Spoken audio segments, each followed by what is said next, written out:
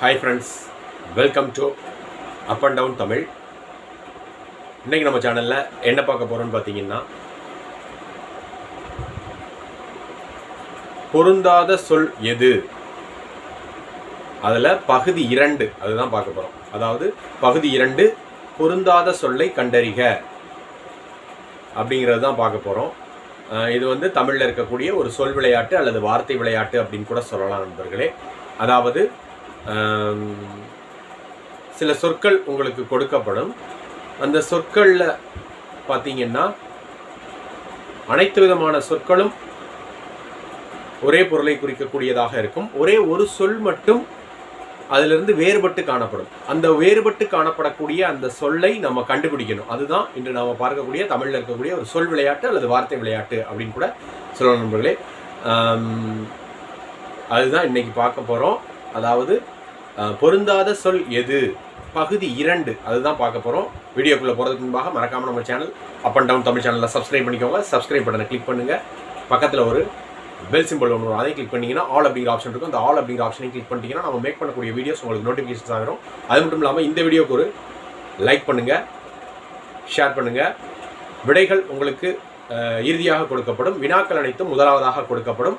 நீங்கள் கண்டுபிடித்த விடைகளை இறுதியாக கொடுக்கப்பட்டுள்ள விடைகளுடன் ஒப்பிட்டு பார்த்து கொள்ளுங்கள்.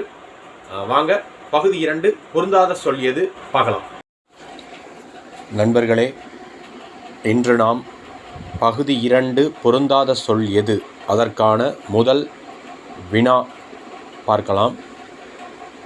கொடுக்கப்பட்டுள்ள 4 சொற்களில் ஒரு சொல் மட்டும் வேறுபட்டு உள்ளது. மற்ற 3 சொற்களும் ஒரே பொருளை குறிக்கக்கூடியன. அந்த வேறுபட்ட சொல் எது என்பதனை கண்டுபிடிங்கள். அடுத்ததாக நாம் பார்க்கக்கூடிய வினாச்சொற்கள் கொடைமுரசு, படைமுரசு, மேளமுரசு, மங்களமுரசு. இந்த 4 சொற்களில் ஒரு சொல் மட்டும் வேறுபட்டு உள்ளது. அந்த சொல் எது என்பதனை கண்டுபிடியுங்கள். அதாவது இவற்றுள் பொருந்தாத சொல் எது என்பதனை கண்டுபிடியுங்கள். விடைகள் உங்களுக்கு இறுதியாக கொடுக்கப்பட்டுள்ளன. அடுத்ததாக நாம் பார்க்கக்கூடிய வினாச்சொற்கள் களிறு, வேழம், மைனா, கரி. இவற்றுள் மாறுபட்ட சொல் எது என்பதனை கண்டுபிடியுங்கள். நீங்கள் கண்டுபிடித்த விடைகளை இறுதியாக கொடுக்கப்பட்டுள்ள விடைகளுடன் ஒப்பிட்டு பாருங்கள். விடைகள் உங்களுக்கு இறுதியாக கொடுக்கப்பட்டுள்ளன.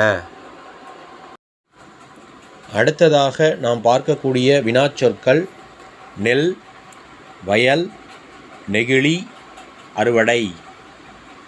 இந்த 4 சொற்களில் ஒரு சொல் மட்டும் மாறுபட்டு உள்ளது.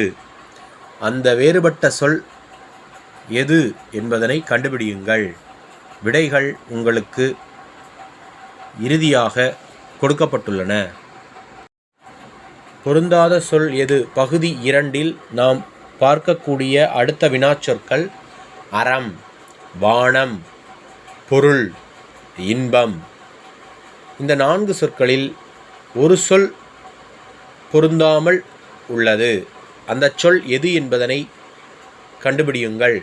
நீங்கள் கண்டுபிடித்த விடை சரிதானா என்பதனை இறுதியாக கொடுக்கப்பட்டுள்ள விடையுடன் ஒப்பிட்டு பாருங்கள். பகுதி 2 பொருந்தாத சொல் எது. இறுதியாக நாம் பார்க்கக்கூடிய வினாச்சொற்கள் கத்தரி, இட்லி, வெண்டை, கேரட். இவற்றுள் எந்த சொல் வேறுபட்ட சொல் என்பதனை கண்டுபிடியுங்கள். நீங்கள் கண்டுபிடித்த விடைகளை இறுதியாக கொடுக்கப்பட்டுள்ள விடைகளுடன் ஒப்பிட்டு பாருங்கள். நண்பர்களே, இதுவரையில் நாம் பகுதி 2 பொருந்தாத சொல் எது அதற்கான வினாக்களை பார்த்தோம். இப்பொழுது ஒவ்வொரு வினாக்களுக்குமான விடைகளை பார்க்கலாம். அதாவது கொடுக்கப்பட்ட சொற்களிலிருந்து வேறுபட்டு இருக்கும் சொல்லை விடையாக இப்பொழுது பார்க்கலாம். நீங்கள் கண்டுபிடித்த விடையை கொடுக்கப்பட்டுள்ள விடையுடன் ஒப்பிட்டு பாருங்கள். சரி நண்பர்களே, இதுவரையில் நாம் பொருந்தாத சொல் எது பகுதி 2 அதற்கான வினாக்களை பார்த்தோம். இப்பொழுது அதற்கான விடைகளை பார்க்கலாம். அந்த வகையில் நாம் முதலாவதாக பார்த்த வினாச்சொற்கள் உலகம், நீர், ஞாலம், பார். இந்த 4 சொற்களில் நீர் என்பது மட்டும் வேறுபட்டு உள்ளது. மற்ற 3 சொற்களும் உலகம் என்ற ஒரே பொருளை குறிக்கக்கூடியன. விடைகளை சரிபார்த்து கொள்ளுங்கள். அடுத்ததாக நாம் பார்த்த வினாச்சொற்கள் கொடைமுரசு, படைமுரசு, மேளமுரசு, மங்களமுரசு. இந்த 4 சொற்களில் கொடைமுரசு, படைமுரசு, மங்களமுரசு இவை மூன்றும் மும்முரசு என்ற ஒன்றில் அடங்கும். ஆனால் மேளமுரசு என்பது மற்றும் வேறுபட்டு உள்ளது. எனவே வேறுபட்ட மேளமுரசு என்பது விடையாக இங்கு அமையக்கூடியது. அடுத்ததாக நாம் பார்த்த வினாச்சொற்கள் களிறு, வேளம், மைனா, கரி. இந்த 4 சொற்களில் களிறு, வேளம், கரி இவை மூன்றும் யானை என்ற ஒரே பொருளை குறிக்கக்கூடியன. மைனா என்பது இவற்றிலிருந்து வேறுபட்ட ஒரு சொல். நீங்கள் கண்டுபிடித்த விடைகளை ஒப்பிட்டு பாருங்கள். அடுத்ததாக நாம் பார்த்த வினாச்சொற்கள் நெல், வயல், நெகிழி, அறுவடை. இந்த 4 சொற்களில் வேறுபட்டு இருக்கக்கூடிய ஒரு சொல் நெகிழி. மற்ற மூன்றும் ஒரே தன்மையை கொண்ட சொற்கள். நீங்கள் கண்டுபிடித்த விடைகளை கொடுக்கப்பட்டுள்ள விடையுடன் ஒப்பிட்டு பாருங்கள். கண்டுபிடித்த விடை சரிதானா என்பதனை பாருங்கள். பொருந்தாத சொல் எது? பகுதி 2இல் நாம் அடுத்ததாக பார்த்த வினாச்சொற்கள் அறம், வானம், பொருள், இன்பம். இந்த 4 சொற்களில் அறம், பொருள், இன்பம் இவை மூன்றும் முப்பால் என்ற ஒன்றில் அடங்கும். வானம் என்ற சொல் இவற்றிலிருந்து வேறுபட்ட சொல். எனவே விடையாக அமையக்கூடிய சொல் வானம். விடையை ஒப்பிட்டு பாருங்கள். இறுதியாக நாம் பார்த்த வினாச்சொற்கள் கத்தரி, இட்லி, வெண்டை, கேரட். இந்த 4 சொற்களில் கத்தரி, வெண்டை, கேரட் இவை மூன்றும் காய்கறிகள் என்ற ஒன்றில் அடங்கும்.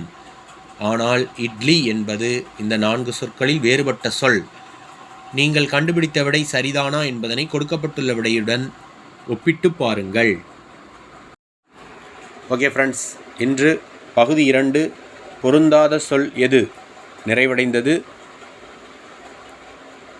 இது போன்ற ஒரு அருமையான வீடியோவில் நம்ம மீண்டும் சந்திக்கலாம். அதுவரையில் நன்றி, வணக்கம். தேங்க்ஸ் ஃபார் வாட்சிங்.